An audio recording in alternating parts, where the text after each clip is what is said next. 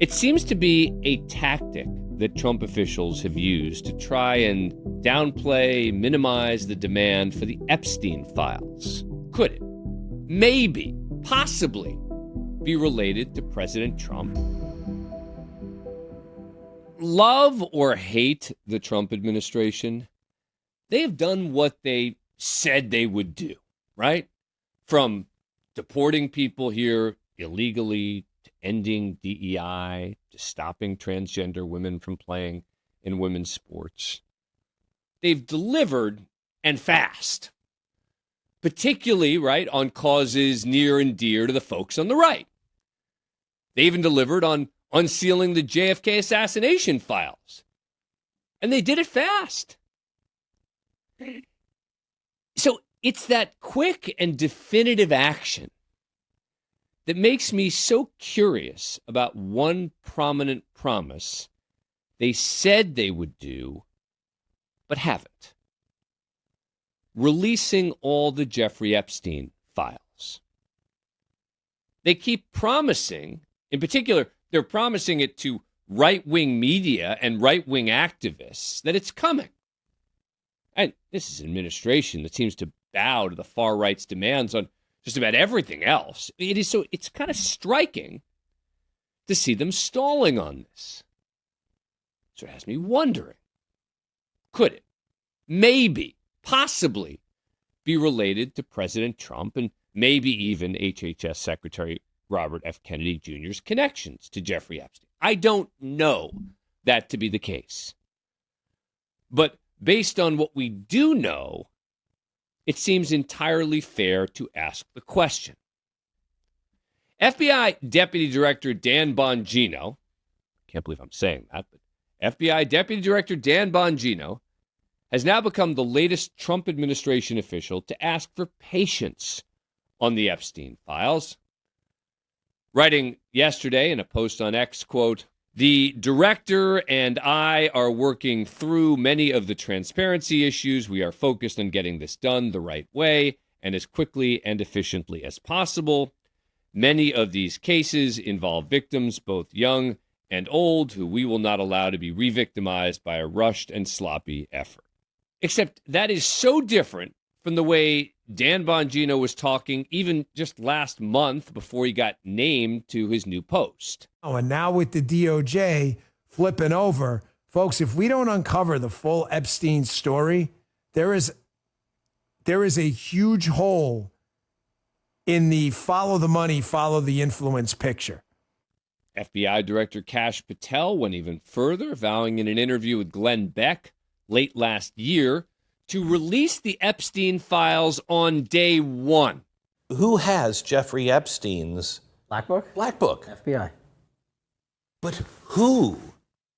That is that. I mean, there's. Oh, that's under direct control of the director of the FBI. Just like the manifesto from the Nashville school shooting Yes. of the Catholic school. Yeah. We still haven't seen that, right? It's not the Nashville police or PD saying we don't want this out. The FBI airmailed into that operation and said, this is not getting out. Well, today is day 40 of Patel's tenure as director of the FBI. Still no Black Book. And this was after days and days of promises and hype, in particular from the Attorney General Pam Bondi, who repeatedly said she has the files, was personally reviewing them. Here's what she told Fox News' Jesse Waters more than a month ago. This is February 26th. There are well over, this will make you sick, 200 victims, 200.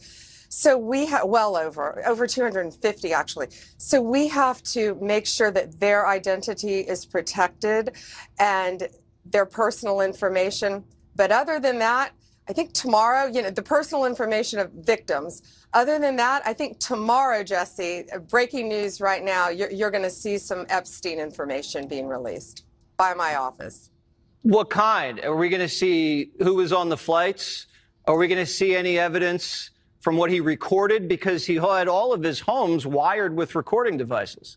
Yeah, what you're going to see, hopefully tomorrow, is a lot of flight logs, a lot of names, a lot of information. But of course, we didn't really see anything we didn't already know. There was that disastrous photo op at the White House where the Attorney General handed binders to right-wing influencers, and the binders contained basically no new information. That led to a lot of backlash from many on the right. And Bondi then fired off an angry letter to Kash Patel, claiming, the FBI withheld documents from me. But just a few days earlier on Fox News, Bondi claimed the list of Epstein's clients was already on her desk. The DOJ may be releasing the list of Jeffrey Epstein's clients?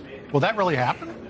It's sitting on my desk right now to review. That's been a directive by President Trump. I'm reviewing that. I'm reviewing JFK files, MLK files. That's all in the process of being reviewed because that was done at the directive of the president from all of these agencies. So February 21st, she says the client list was on her desk. 6 days later, she says the FBI withheld documents from her. And notice the mention of JFK and MLK files here, right?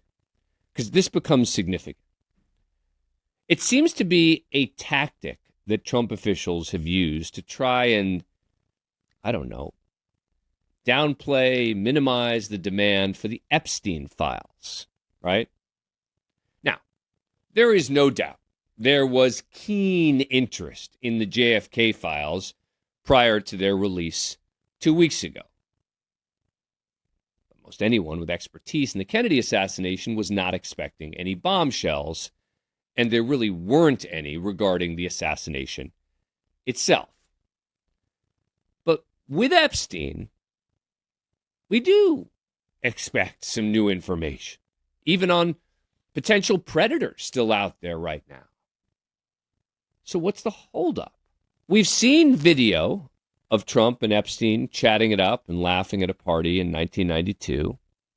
The room full of NFL cheerleaders on hand, two of them talking about how hot one woman was. There's a photo of the two of them at Mar-a-Lago in 1997. Another in 2000. You see Ghislaine Maxwell and Melania Trump also in that one.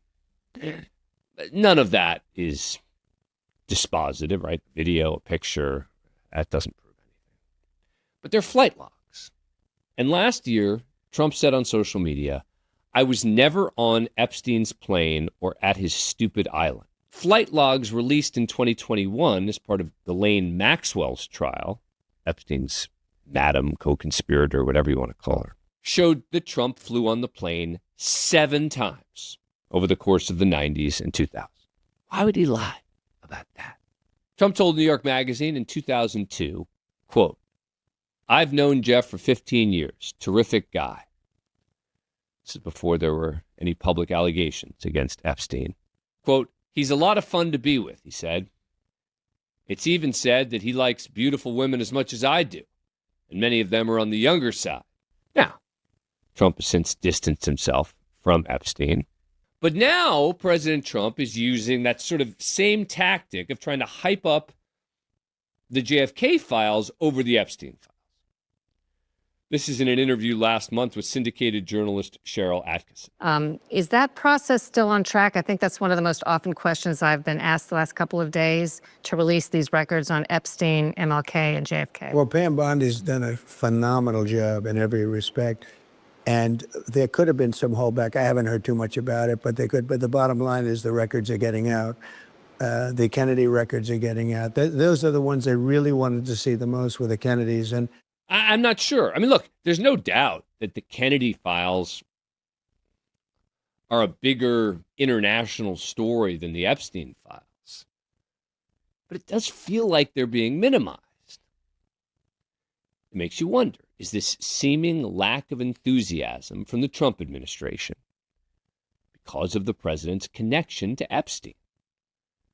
Are they trying to figure out how to release certain material without potentially embarrassing the president or some of his allies? Because, it wasn't just the president who flew on Jeffrey Epstein's plane. Robert F. Kennedy Jr. was on the plane at least on 2 occasions, once in 1993 and then again, quote, according to him, a year or 2 later. Now, Both Trump and RFK Jr. have downplayed their ties to Epstein over the years. You have to wonder what's going on. By the way, that isn't to say there aren't prominent Democrats attached to Jeffrey Epstein, like Bill Clinton, who reportedly took more than 24 flights on the Epstein plane, and others like Bill Gates, who met with Epstein at his Manhattan townhouse at least 3 times in the early 2000s. In fact, I'd go as far as to say there may be more Democrats than Republicans connected to Epstein. Okay. But that doesn't change the reality that there seems to be something going on with the administration getting these files out, with Attorney General Bondi and others now claiming a lengthy redaction process is slowing them down. Now, here's what the Attorney General told Maria Bartiromo last week on Fox News. Tens of thousands of pages of documents and hundreds of victims of Jeffrey Epstein. So the FBI, they have been working round the clock at my directive, at Kash Patel's directive. Now Dan Bongino's there, who is a great asset for all of us at the FBI as well. But yeah, we have to protect their identity, their personal information to make sure they're safe. But other than that, we are releasing all of these documents as soon as we can get them redacted to protect the victims of of all of these horrific crimes that he committed. I get that, but that isn't what she was quite saying a month ago. And that's part of why I'm suspicious. Now, to be clear, there is no evidence of President Trump or RFK doing anything illegal or even improper with Epstein at this point. But with right-wing activists sort of clamoring for the release of the files, has to make you wonder, what's going on? Because sooner or later, they're going to have to deliver at least some of it, right? And if they were to try to cover for anyone, I also have to believe someone else who's seen them will call them out on it. Cover-up can be worse than the crime, as they say.